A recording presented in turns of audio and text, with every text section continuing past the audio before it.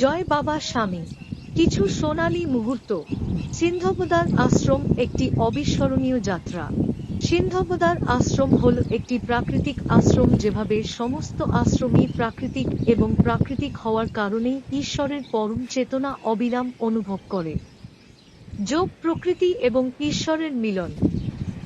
আমি অনেক দিন ধরেই সিন্ধাবদার আশ্রমে গিয়ে গদিস্থান দর্শন করতে চাইছিলাম, তাই আমি মাত্র 2-5-2-6-2-7 জুন 3 দিনের জন্য আশ্রমে গিয়েছিলাম। 2-5 তারিখে পৌঁছানোর পর তিনি ফ্রেশ হয়েছিলেন এবং গদিস্থান পরিদর্শন করার পরে আশ্রমে ফিরে যান। সেদিন রৌদ্রোজ্জ্বল ছিল, তাই তিনি কিছুটা ক্লান্ত বোধ করেছিলেন, তাই তিনি বিশ্রাম নিয়েছিলেন। তার আগমনের দ্বিতীয় দিনে প্রথমে গুরু শক্তিধাম পরিদর্শন করে এবং কিছুক্ষণ ধ্যান করে তারপর চা নাস্তা সেরে আবার গদিস্থান দেখতে যাচ্ছিলেন। শক্তিধাম থেকে গদিস্থানের রাস্তা সম্ভবত 1 কিলোমিটার হবে, তাই আমি যখন যাচ্ছিলাম তখন সূর্যের আলো ছিল না।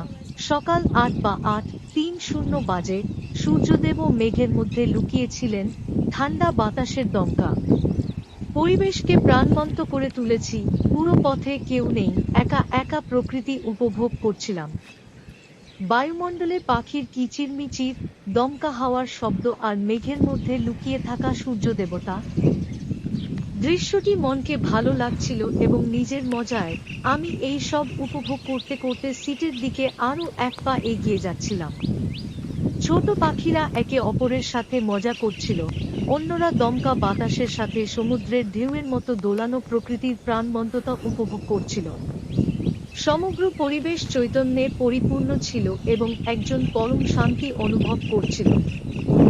বাইরে যেমন শান্তি ছিল, তেমনি আমি আমার মধ্যে পরম শান্তি ও চেতনা অনুভব করছিলাম।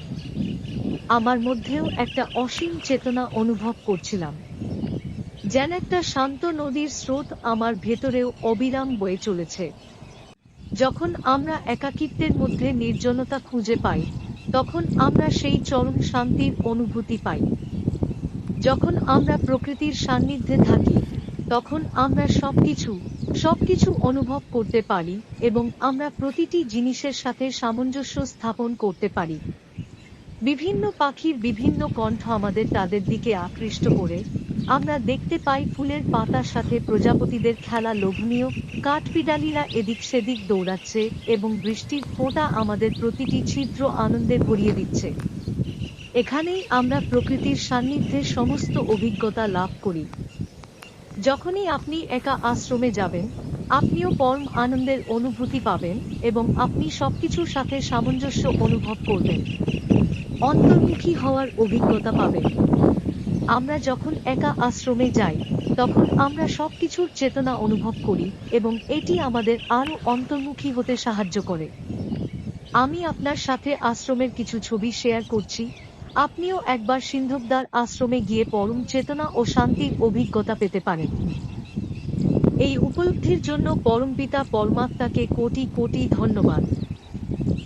জয় বাবা স্বামী। হেমাঙ্গী মহেশ্বরী।